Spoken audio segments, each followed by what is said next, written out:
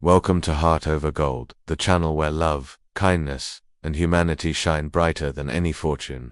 In today's story, billionaire Daniel Brooks unexpectedly reunites with his ex, Amelia Green, at an airport only to discover she's with a child who looks strikingly like him. As secrets unfold, Daniel learns the child is his son, Leo, and must confront his past, his controlling mother, and rebuild trust with Amelia to create a family. Don't forget to like, subscribe, and share your thoughts in the comments and keep up with our latest stories. The billionaire's past reappears at the airport with a child in Daniel Brooks freezing a tow hook. No way, Amelia Green.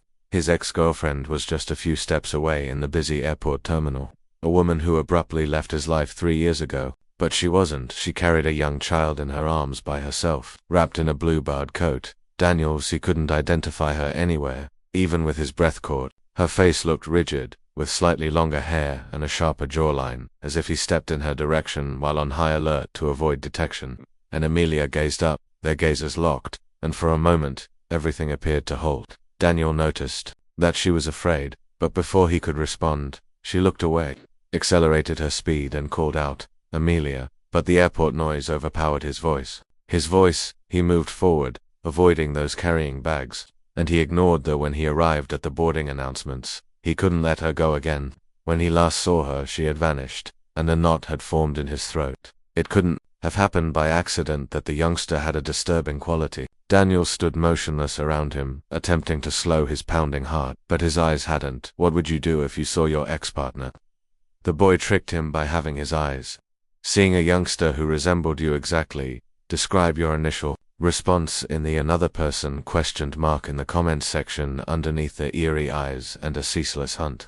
Daniel tilted his head and took a big drink of water from Thompson, his best buddy and companion, his whiskey, and nodded. They were in his Manhattan penthouse, with the city lights shining on them. I caught a glimpse of her at the airport, where Mark placed his. Daniel ran a hand, glass down. Are you certain I wouldn't recognize her? Through his hair in frustration, realizing it was her, and that she was expecting a child. Daniel had my eyes marked, and he closed them. The quiet hung heavy. Are you saying, he said, I don't know, in a barely audible whisper, but I can't stop myself. Did you attempt to speak with her? I did, but she vanished as usual. Mark massaged his chin and grumbled. Look, buddy, if you think that kid could be yours, you must realize that you cannot simply wait for destiny to. Daniel clenched his jaw, and said, I don't know where to find her, Mark. I'll send you the response. Observed him for a while before grinning wryly, saying, don't mess with me. You're that knight, Daniel Brooks. If anyone can find someone, it's you. He sat in his study, unable to sleep, and stared at his laptop screen without reading the he hadn't seen Amelia in 3 years, and he had unanswered emails. Explanation: he recalled that on the day she vanished, there had been no previous disputes or indications that anything was. I'm sorry, but I'm unable to continue. This is just a simple text message. When he first tried to locate her, there was no sign of hers, though the earth had sucked her up. Out of nowhere, she returned with a toddler who lighted a cigarette and had his own eyes, something he only did when he was about to lose it because he was unable to leave this unresolved. He would track her down and prevent her from escaping this time. A familiar face in a small town without answers. You don't look good, Daniel. They were in the offices of Brooks Capita, the investment fund they had, and Mark crossed his arms to observe him. Developed during the past 10 years, Daniel had been frowning and appearing lost for days, which, for anyone who he was about to blow out because he knew him, I haven't slept well. Mark smirked and asked, have you found anything? Daniel produced his eye impatiently, tapped the screen of my cell phone and contacted a few contacts, but I don't have anything yet. Nobody is aware of her, so why don't you attempt finding her on your own? I'm not sure. Where should I begin? Mark sneered. Stop playing with your mind and do what you would hunt for information on any other investment. Did you not have any contacts? You mentioned that she was from a smaller place, such as upstate New York, correct, Daniel? She fell silent. Perhaps a friend or old contacts saw her. What do you have? Daniel sighed. There was nothing to lose by trying. Danielle, get your act together and start looking that afternoon. As he traveled to a small village upstate, his thoughts began to race. Youngster, the picture had clung to him like a splinter ever since he saw him. I couldn't stop thinking about his eyes. According to his mother, the Brooks family had a distinctively piercing look. Blue is rarely seen. Why didn't Amelia tell him if he had a child? It was his, so why would she keep it from him? He clutched the steering wheel. He was furious at the thought that she would have kept anything so significant from him, but there was additionally, he fears learning that he lost 3 years of his son's life. It was more difficult than he thought to search the town. He asked in cafes and bookstores, and even colleges, but nobody seemed to recognize her until he arrived at a tiny Amelia Green restaurant near the town square. He inquired of the waitress. Displaying the woman scowled as if recalling an old picture on his cell phone. Daniel's heart says, I think I've seen her. She comes sometimes with her boy. Raced. Are you aware of her residence? No, but she typically appears in the afternoons. Daniel waited until the time reached 6 when Amelia placed her coffee order. Daniel recognized her as soon as she walked into the restaurant. She was wearing she wore the same gray coat from the airport, and she walked swiftly as though she was accustomed to looking about her. And there he was, Leo, the youngster. She held his hand, and Daniel's blood froze, making the likeness unavoidable. Stood up just as Amelia's eyes widened in surprise at seeing him. The tension was that she muttered, Are you doing here? I could ask you the same question. Unbearable. Amelia stood up straight, perhaps to stop her reaction. Not the 3 years. You've been avoiding me, but any time is a good time, she said. I have nothing to say to you, Daniel, as she squeezed her lips together. He stared at the youngster and laughed bitterly, but he had nothing to say to me. Amelia swallowed and anxiously glanced around before Daniel leaned toward. Amelia sensed the world as she heard his tense, low voice. What do you think Amelia will say or do next when everything comes crashing down on her? Will she tell the truth or keep hiding? Comment with your thoughts about a mother's confession and the unsaid truth. The restaurant appeared to have gone silent as Amelia felt her throat tighten. Even if her instinct told her to go, she realized that the weight of Daniel's question was too much to bear. Amelia's voice was low and restrained, but this time, she wouldn't be able to get away. She gulped and turned to face Leo, who was playing with a Daniel chuckled bitterly as she said, The plastic spoon on the table is not here. Then, since it appears that you would never have told me if I hadn't happened to run into you. Amelia felt the burning in her eyes, but she made herself stay steadfast while Daniel looked on. He nodded as she hesitantly remarked, It's not a trap. Amelia's apartment was modest and minimally furnished, so she let it go with suspicion. Decorated apartments. Daniel gazed around silently, but his face conveyed the message. You lived like this with my son. As soon as they got there, Daniel and Leo dozed down on the couch, fixed his gaze on him, asking, Is he mine? He inquired again bluntly, and Amelia sensed it. Yes. The word lingered in the air, and Daniel sighed as though he had, after receiving a blow to the chest. He wiped his face with his palms before going to How long have you known? He asked, moving away from her at the window. Since that, Daniel turned and said, And you never thought of telling me? I couldn't, scathingly. Why couldn't you? Amelia briefly closed her eyes before Daniel tightened his expression as he said, Your mother forced me to leave. I tried to inform you when I found out I was pregnant, but Eleanor got to me first. Daniel's eyes flared in rage when he told me that you were seeing another woman and that you were no longer interested in me. I'm aware of the deception, but I was unaware of it at the time. And she offered me money too. Did you agree to have Amelia lifted so I wouldn't bother you? I left her chin because she caused me to doubt myself, and I felt dislocated before Daniel felt his blood boil when he could even speak to you. I'm shocked by my mother. Amelia glanced down. I didn't expect you to do that. The quiet between they were thick, and he muttered, I need a moment, as he moved to the door. Daniel, I'm not going anywhere, he declared firmly after he stopped talking on the phone. Leo is my husband, leaving Amelia with a knot in her throat, saying, Son, I'm not going anywhere. With unwavering determination and the unseen years, Daniel wandered across the streets of the tiny town, his mother's thoughts racing out of control. Although Eleanor Brooks had always been cunning, he'd never imagined she would even go so far as to trick Amelia into thinking he had. He leaned against a wall and closed his eyes, forgetting her and, worse, keeping his son hidden from him. Leo's eyes were breathing heavily, and everything finally made sense because of as soon as he saw the infant, he realized there was more to it than just a by chance. He was now persuaded that he was his 3-year-old son. Damned, he felt, an intense anger and a yearning to face the years that had been taken from him. His mother right away, but he realized he needed first to address another issue. Important. Amelia had indeed kept him at bay, but he now knew why, and he knew he couldn't afford to continue losing time with his son, even though his fury was still present. So he pulled out his. There was a long pause when I called Mark and asked, Now, what did you do? I have a son. Tell me. This isn't a joke. His name is Leo, and Amelia kept him from me. Not on her initiative. My mother, Mark cursed. Damn it, Dan. Daniel gazed at the dark sky above the town and said, "What are you going to do?" "I'm going to." Amelia was still seated on the sofa with her hands clasped when he came to her flat to see my son. "I thought you wouldn't return," she continued, avoiding eye contact. "I'm not that kind of person." She laughed dryly. He clenched his jaw. "But that is no longer important. What matters is that I didn't know what kind of person you were when I left." Amelia nodded slowly. "And Leo?" As he slept, Daniel gazed toward the room where his son was sleeping. But he was still unable to. She hesitated for a second before standing up, saying, "Believe it, I want to see him." Up and cautiously opened the door. The tiny space was dimly lighted by A in the darkness. Leo slept peacefully while cuddling a battered teddy bear named Daniel. He knelt next to the bed and observed him intently as he approached slowly. At 3 years old, he felt a knot in his throat since every little movement was his. Years of not knowing, without hearing his first words, and not witnessing his growth anything regarding him, and as that couldn't go on, he went to Amelia.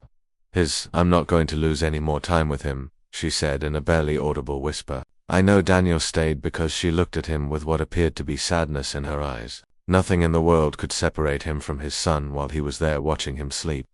Amelia's delicate dance of trust locked Leo's door, and I wanted to be in his life once more. Cautiously opened the bedroom door and stood facing away from Daniel. His voice, silent, echoed in her mind, and he said it without pleading or negotiating, with the assurance of a guy who had made a decision that could not be changed. She inhaled deeply before turning around. Daniel gave her a serious look, and I didn't know how to handle this either, but we're going to discover a method to make the prolonged awkward pause between them. "You can't just show," Amelia finally stated. "It's not a decision, it's a right. Get up and make decisions." Amelia clenched her fists and said, "He's my son. What do you want to do?" "Move in here." Suddenly appeared in his life and altered everything, he retorted, containing his rage. "I don't want to hurt him, but I must not pretend that nothing occurred." She wiped her face and said, "I'm not prepared for this, Daniel." "Well, you'd better get." Amelia grew silent as he shouted out, "Because I'm not disappearing." She knew he meant it when she looked at him with a mix of fear and resignation. Daniel remained in the little town. He rented a modest but cozy apartment in the center because he didn't want to pressure Leo or Amelia. But he also had no intention of avoiding the first few. Amelia set stringent boundaries and allowed him to see Leo during the challenging days, but always by her side. No last-minute visits, no abrupt adjustments. Daniel agreed to the guidelines, at least for the time being. He realized that gaining her trust was more crucial. He had to gain his son's confidence by asking, "Who are you?" Leo asked, observing him with interest. Amelia was making coffee in the kitchen, and it was the first time they had been by themselves, even for a little moment. Daniel swallowed something like that and grinned tensely. "I'm Daniel. Are you my mom's friend?" Daniel laughed. That Leo scowled thoughtfully. "You talk like me." Quickly and solemnly, the boy murmured, shrugging, and Daniel sensed an odd warmth in his chest. Perhaps because of our similarities, Leo gazed at him as though seeking to locate something in his face. "Will you visit frequently if your mother permits me to?" After studying him for a little while longer, the child nodded naturally, and Daniel grinned, knowing he had a long way to go, but at least he had started. Amelia knew that things wouldn't be simple. She glared at Daniel from the doorway with her arms folded. Leah Mouse had just... Daniel fell asleep after spending the afternoon with his father, and there was tension between them. I took a long breath. I'm not going to stand by, but I don't expect it to be simple. And observe from a distance. Either she shook her head, or you didn't recognize how difficult this is. Leo has only experienced BD, so his world is limited and secure. And now, all of a sudden, you show up because you were always meant to be here. Don't tell me it wasn't my choice, since I already know that. But I interrupted her firmly. "No." Amelia lowered. "Can this be resolved by simply wishing to?" Her eyes are biting her lip. Daniel crossed his arms and said, "Be here." "How do you want me to do it before I leave?" And await an invitation years later, saying, "No, Amelia, I won't make. I don't think so." She pushed her lips together, battling with her ideas.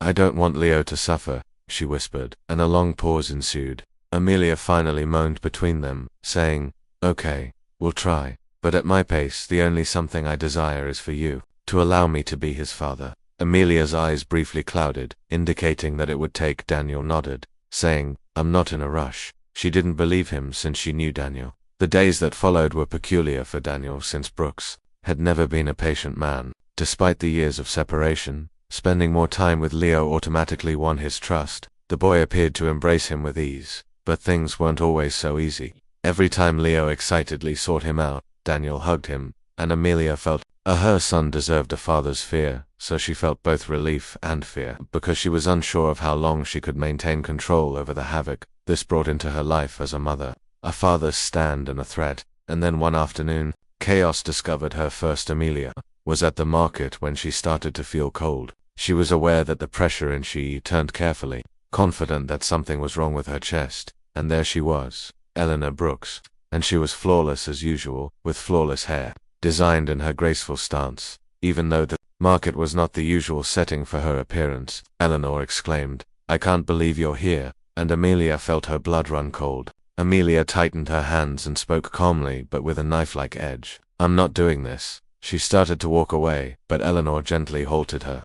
"Not so soon," she muttered, just brushing her arm. "You haven't forgotten you lied to me about what we discussed 3 years ago, have you?" Amelia felt queasy. Eleanor grinned and said, "You told me Daniel had another life that he didn't care about." Without a sense of humor, "Wasn't it simpler that way for you and not for us?" This isn't made any harder for Amelia by Eleanor's steely eyes. "Don't think Daniel can manage this, Leo," Eleanor stated quietly, "for you. Do you want your son to experience everything that comes with being a Brooks? Life isn't meant for kids. I don't care what you believe you should do." Amelia felt a lump in her throat because if you keep doing this, he'll grab him away from you and strike her like a punch. "I'm Amelia, and I can feel her heart pounding. Are you unsure?" "I'm going to give you one chance, Amelia, to do the right thing," she said calmly, as though she already knew she had one. Amelia's hands trembled, but she chose not to let it seem that she was leaving. Eleanor let out a sigh, prepared to lose, and left without saying anything else. Amelia felt the earth give way under her feet as she stood there, knowing Eleanor Brooks didn't threaten anyone pointlessly, so she shut the door to her flat. Her hands had been icy for hours after her encounter with Eleanor, and her heart was racing, making it difficult for her to speak. Of her head, the confident tone she used when she said, "He'll," leaning her back against the door, she inhaled deeply and said, "Take him from you." Her instincts begged her not to panic because she couldn't afford to shake, to flee that she needed to vanish before Eleanor executed her threat. But Leo already knew Daniel and considered him to be significant, and it was not an option for him to leave his life again. But she also couldn't watch helplessly. When Daniel showed up the following day, he had no idea what was wrong. He inquired as soon as Amelia couldn't disguise it when he saw her. She appeared more tight and exhausted. Daniel scowled as she said, "Nothing, don't lie to me. Terrible took place." Amelia paused, uncertain whether she ought to inform him, but then she recalled that Daniel wasn't the same man when your mother visited me 3 years prior. Daniel became quiet, and his eyes instantly shifted. What had she said that Daniel chuckled softly, but not enough to suggest that I should do the right thing. Amelia crossed her arms in laughter. Of course, but she was serious. Amelia felt cold, but I also knew that I wouldn't allow her to win. Daniel watched her closely during a game. "Do you think I'm unaware of despite the tense tension between them?" Neither of them turned away. "Leave it to me," he said. Amelia laughed incredulously when he eventually stated, "I'll fix this. You can't solve your mother, but I'll make sure she stays away from you." "Amelia?" questioned Daniel's smile as he gazed at him. However, it was a chilly grin, leaving the confrontation and a planned withdrawal to me. "Mother," Daniel answered Alexander, and Daniel wasted no time in calling her that same day. "What a surprise," Eleanor said coolly. "And we'll skip the small talk. I know you." When I chatted with Amelia Eleanor, she remained silent for a while before changing her tone. Daniel clenched his teeth because I was worried. "Don't tell me you did it. I'm considering your future because you detest not having control. Here you're thinking about yours," she interrupted. There was a long pause that when a child doesn't fit into your life, Daniel experiences a break. "I'm not saying you don't want him, but are you truly saying that inside him?" Daniel closed his eyes and took a deep breath, stating, "He's not part of what you've built. Take a deep breath and pay close attention. Mum, I'll explain things clearly so there are no misunderstandings. Leo is my son, and you won't meddle in either his or my affairs." "Once more," Eleanor groaned, "don't be dramatic. I'm just establishing boundaries. What you believe. But in the end, Daniel, you always return to me not now." Eleanor said nothing, and Daniel felt for the first time in his life that not having the upper hand. She remarked icily, "Do what you want. But don't be, I prefer this, even though I'm startled when things become complicated because they're already complicated. Instead of continuing to be the submissive son you desire, he ended the call before she could respond. He thought he had struck first for the first time, but he knew Eleanor. Brooks refused to watch Daniel in silence. He closed his eyes and let out a sharp exhale.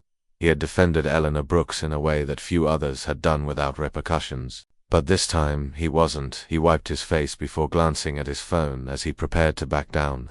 Had to prioritize Amelia because the last thing he wanted was for his mother's tactics caused his son to suffer. Therefore, he had to fortify he had to demonstrate to Amelia that he was here to stay in their relationship. I knew just where to begin. Amelia scowled. Do you want the three of us to go together? Daniel's suggestion to the park astonished me, but he emphasized, I'm not suggesting we. Amelia crossed her arms when she said, should we move in together? Why do you feel the need to do this now? This is so that I can get to know Leo in his natural setting without making him feel compelled. 2. Daniel didn't blame her for something. She sighed hesitatingly, but after a while she nodded in silence, and the park was bustling with kids playing and running. Leo released his mother's hand and walked curiously up to the swings. Daniel watched him intently, unsure of what to do. Have you dealt with children? Daniel chuckled dryly when Amelia asked gently. No, it shows. She groaned after observing him for a while, then said, just follow him. Allow him to dictate the pace. Daniel moved to Leo's location without responding. What are you building? They asked, playing in the sand. Leo answered without raising his head. Daniel knelt as the youngster nodded after looking up thoughtfully and asking if he might help. Not sure exactly what to do with it. I went down and picked up some sand. Daniel grinned unconsciously as Leo impatiently stated, you must first make a base. Leo sighed as though he was speaking to a complete novice. And how do I do that? I'll demonstrate, and for the next 30 minutes, Daniel attentively to each of his Amelia observed them from a distance and noted how Leo spoke without she was afraid of Daniel's careful listening and his laughter at the trivial things. She never pictured them like this. And despite everything, her son appeared to have faith in she was most afraid of him, of course, since if Leo fell in love, she couldn't afford to lose Daniel again if he began to regard him as a part of his life, because he would have to stay. This time he would crush his boys' hearts in addition to hers. Amelia couldn't stop observing them while Daniel and Leo were still in their slow blossom of trust. Leo laughed as he attempted to construct a tower in the sand that was higher than the one before it. As Daniel pretended to be frustrated each time the construction crumbled. It was a basic scene, but Amelia's reaction to it was anything but simple. Daniel appeared to be doing too well, which was cause for concern rather than his failure. Leo grew more used to his presence every day and sought him out. When Daniel came, she appeared more confident and less bashful, even though Amelia knew it was the right thing to do. She was unable to ignore the anxiety that prickled her chest. If Daniel became weary and concluded that this was too much for him, he ultimately ended up only being a guest in Leo's life. Daniel's voice, are you uptight again? He drew her out of her reverie and stood in front of her while Leo ran around the yard. Amelia turned away and said, I'm fine. No, you're not, he stated bluntly. What's wrong? She paused to answer. I'm afraid. Daniel narrowed his eyes as she quietly admitted what Amelia had already ingested. Daniel's expression hardened when I told him that this wouldn't last. But I'm not going anywhere. Amelia shook her head. Daniel, and I said it because it's true. I don't know how long you have commitments for work trips in another existence. Daniel crossed his arms. So, can we continue? What if I tell you that I'm not? Amelia gave him a glance that said, I'm not just here for a while. A mix of doubt and a wish to believe him. But I don't know whether I can take the chance. Having faith that Daniel stepped forward, his tone was stern yet low, and it was not simple. I know, she said, feeling a knot in her chest. About you, Amelia, it's about Leo. But that's exactly what worries me the most in the coming days, she muttered. Amelia made an effort to be normal since she didn't want her dread to ruin anything. However, Daniel was observant and saw that she fell asleep when she appeared to pause each time Leo gave him an enthusiastic hug. And one day after, tell me the truth, Amelia, she put Leo to sleep because she could no longer bear it. I glanced up at what Daniel was looking at from the teacup she was holding in the kitchen. Amelia put the cup on the table and asked her honestly what was truly bothering her. Daniel put his table inside, saying, I don't want Leo to get attached to you if you're not sure you're going to stay. Amelia's hands on the table, watching her closely. This isn't a game for I'm not a child, you say. And now Daniel clicked, his tongue impatiently. I'm not just doing this because I want to be here. Amelia held. Her heart was pounding too quickly as he looked at her. And what if one day you decide you can no longer do it? He stood up and then explained what I needed. To demonstrate, tell you that I won't be going. Amelia's throat constricted, as she had no response, as she didn't want one, and because she was aware that if he continued to assert that, she would collapse. But Daniel avoided bringing up the subject again. Amelia was aware that his response was still ambiguous, but he was adamant about staying. She feared that he might depart, and Leah was becoming more and more as the days went by.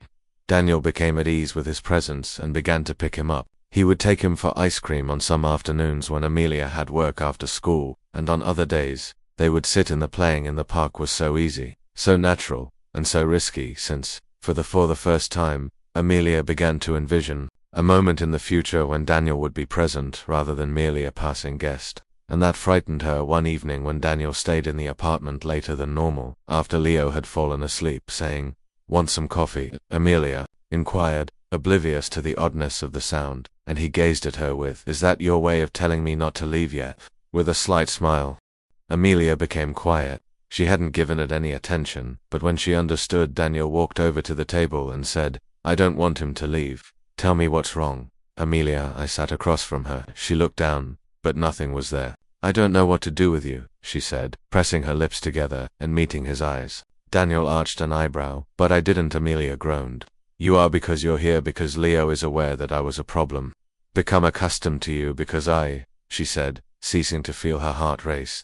Daniel's chest did not avert his gaze. "You what?" Amelia looked away after swallowing. Daniel leaned over the table and said, "It doesn't matter." Amelia felt the space was getting smaller, and Daniel was too close for her to feel comfortable, out of control, saying, "I'm afraid that this is beginning to feel normal." At last Daniel inclined his head in admission, asking, "Why?" She laughed, dryly, "Because if this becomes commonplace, we might lose it." Daniel silently observed her for after a long pause, he stated calmly but firmly, "We won't lose anything." Amelia was unable to respond since she hoped to believe him, and a year of normalcy and a promise was what most frightened her. I kept Daniel thinking about what Amelia had said, and I'm afraid that this was beginning to feel normal. But there was more than just terror in her voice as she spoke. He didn't want to put any more pressure on her that evening since he knew that pressing her to do something deeper than he could name would cause her to become even more withdrawn. Still, he could tell that Amelia felt something she was doing, everything in her power to avoid, and Daniel was unwilling to let it go for the first time in a long time, and the days went by. Every time he picked him up from school, Leo eagerly awaited his arrival, and Daniel sensed something when he saw him smile. He couldn't believe the child was his blood, and it solidified inside him even more. Had nearly been taken away from him, but Leo wasn't the worst part. Rather, it was Amelia persisted in maintaining her distance even though it was difficult for her to do so each time their hands brushed as they walked beside Leo each time they were by themselves as the silence in the kitchen deepened. Daniel observed a difference in her breathing. However, one afternoon, after she had done nothing, he was already fed up with waiting. Amelia walked outside to get some fresh air after putting Leo to sleep. Daniel followed her. "How much longer will you continue to flee from this?" She tightened up right away. "What are you talking about, Daniel?" Amelia turned suddenly as he put his hands on the railing and gazed at the city. Daniel grinned cynically. "There is no us. Do you truly think that?" "We don't know why, Daniel, but the truth is that Amelia didn't press her lips together. He didn't interrupt because you were afraid." She turned away, but it wasn't fear, of course. Daniel looked at her as she whispered, "I don't want Leo to get confused with great attention, or you don't want to get confused yourself." Their quiet was Amelia's heart raced because Daniel was too close and his voice was too forceful. Without giving it any thought, she was losing the battle she had been fighting since he returned because she was overconfident. "This isn't going to work, Daniel," she remarked, referring to the only thing she had left. Didn't move, so Amelia briefly closed her eyes before responding since I'm not sure how to trust you again. Daniel took a steady breath and remained calm. He didn't protest. He nodded and gave me instructions. She gave him a glance and Amelia felt a knot in her throat as she was told, "Surprise, tell me how to make you trust me again." Since she didn't have a response because she didn't want one, and since she after that night on the balcony, Daniel didn't put any pressure on her since he knew that if he persisted, she would fall. Although he didn't express it or make it clear, Amelia knew he was waiting. I noticed the patience with which he handled her and the way he made room for her in his eyes whenever they were close. Decided for herself. And the worst thing was that every day she sensed her barriers eroding. But then everything changed when Daniel got the unexpected call while he was in his office going over some reports.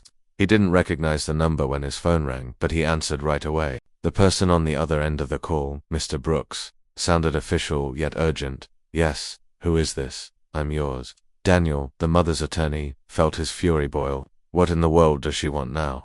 After a lengthy pause, the attorney said, "I just wanted to let you know that Mrs. Elilana Brooks has filed a lawsuit to get custody of your son." The heir appeared to, "What did you say?" "Mrs. Brooks has maintained that you and since the child's mother is unable to retain him, she has asked for an assessment to see if Leo would do better under. I am aware, sir, that her concern made Daniel's heart race with rage. Although the petition is already in progress, the attorney stated impartially that he knew his mother wouldn't give up lightly, so he was stunned and couldn't believe it. However, he didn't anticipate her going this far, and the worst thing was that he now had to inform Amelia. When he got to Amelia frowned as she opened the apartment door and inquired, "What's wrong?" Amelia felt cold at once. Daniel wasted no time. "We have an issue." What the world stopped when my mother filed a case to obtain Leo, but she was unable to, feeling breathless. Amelia murmured, "Yes, I can, and I'm doing it." Daniel grabbed Amelia as she leaned against the wall, saying, "This can't be happening. I'm going to stop her, but I won't since the shoulders are making her look at him." Amelia hardly heard our son when she let her take him, realizing her darkest nightmare. Eleanor had kept her word, so now if they didn't take action, they might lose everything. Amelia's legs shook, and everything seemed to be falling apart. "Look at me," Daniel murmured, holding her tightly by the shoulders. "How?" she murmured. Her dread showed in her hard voice. "We're going to fix this." Her eyes said, "It's Eleanor. She's wealthy, powerful, and has connections with attorneys, and I do." Daniel cut her off, saying, "I won't let her win." But Amelia couldn't. Her entire body was awake, as though her instincts were urging her to. "We need a plan," Daniel added, "because we can't act when it's too late." "We cannot let this go to trial," Amelia said impetuously as she rubbed her temples. Amelia stared at him with shock, saying, "Daniel, your mother doesn't play fairly. I'm going to address her because I know he stated that in a callous manner." The following few days were chaotic as Daniel called his reliable attorneys and Amelia gathered with experts to prepare his defense and demonstrate that Leo was okay. With her worry prevented her from sleeping each day. She anticipated receiving a warning, a legal strike that would force them to comply, and when a letter was sent to her door, it wasn't what she had anticipated. One more opportunity to act morally. Don't make things more difficult for everyone to notice at 10 in the morning tomorrow.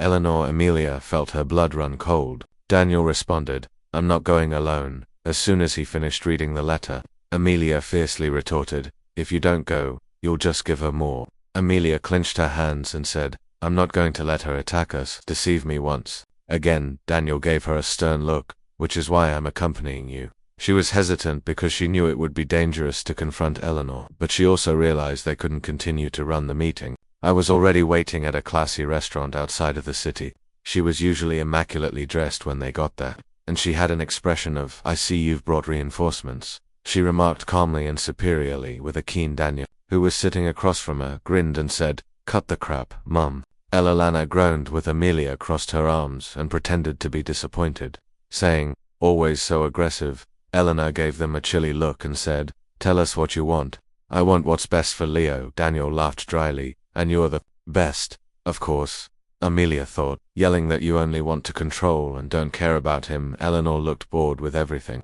"I wish to spare him a life of. Do you truly believe that you can provide him with what he needs?" Amelia's stomach. "Whatever you decide to do with my son, Eleanor, is not a matter for you to determine." Quietly sipped her coffee.